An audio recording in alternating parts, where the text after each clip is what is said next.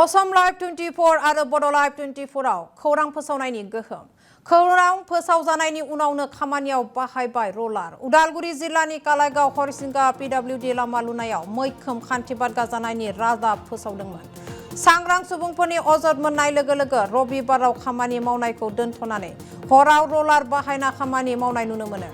आयदाखौ थाबैनो बिफानारि नायसंनायनि दाबि दैखांदों। आरटिआइ खालामना खामानिखौ फिन मावफिन होनायनिबो हुमखि होदों जायगानि सांग्रां सुबुङा।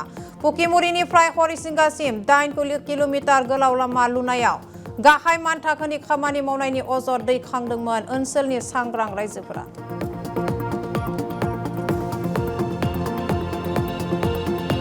जिहेतु जों थांनाय 13 तारिखे बे लामानि सायाव जों अजद दैखांदोंमोन आरो डिपार्टमेन्टफोरनोबो बे अजदखौ जों मोनथिहोनाय जादों आरो एमएलए रिहन दैमारि सार बिथां आरो त्रिदिप दैमारि सार जोंनि बिटिसिनि जितु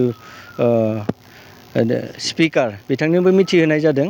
बिथांमोनाबो नायगोन होननानै बुंदों आरो थिग बे बेलायाव दिनै जितु खामानिखौ अजद दैखांनायनि उनाव खामानिखौ बन्द' खालामनाय जादोंमोन आरो मा जाहोनाव बिथांमोना हराव रलारखौ लाबोनानै माने मारिनानै थांदों जों बेखौ हमनो हाला।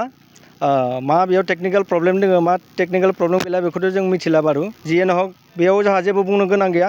रलार मारिसेयावबो दिनै बेखौ जों देखायनो हागोन। नै दाबो नै रलार मारिखांनायनि उनावबो अन्थाइआ नै दाबो द्लाब द्लाब थाङो। बेखौ नायनो हागोन नोंथांमोना। आं जुदि मिसा बुङोब्ला बेयाव नोंथांमोना बेखौ नायनो हागोन। नै दाबो थाङो।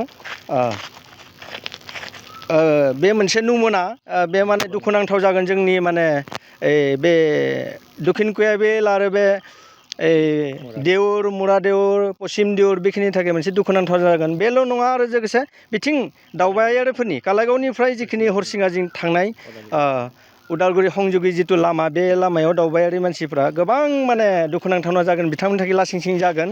आरो जों जुदि सचेतन नागरिक जानानै जुदि बेखिनिखौ जों जुदि अजद दैखाङाब्ला जोंबो माने सासे सचेतन नागरिक हिसाबै माने गावखौ सिनायथि होनायनि बेयाव जेबो मुलाम्फा थानाय नङा, ओंथि थानाय नङा। बेनिखायनो जों खावलायदों जाहाथे जेन बे लामाया गोदानै बानायफिननांगौ कमप्लिटलि आरो जिखिनिखौ बिथिं ब्लेक टपिं लुबाय बिथिंबो बुखुनानै माने गोदानै बानायफिननांगौ जायनि जाहोनाव बिथिंबो बे एखे अबस्था रलार मारियाखै बिथिंबो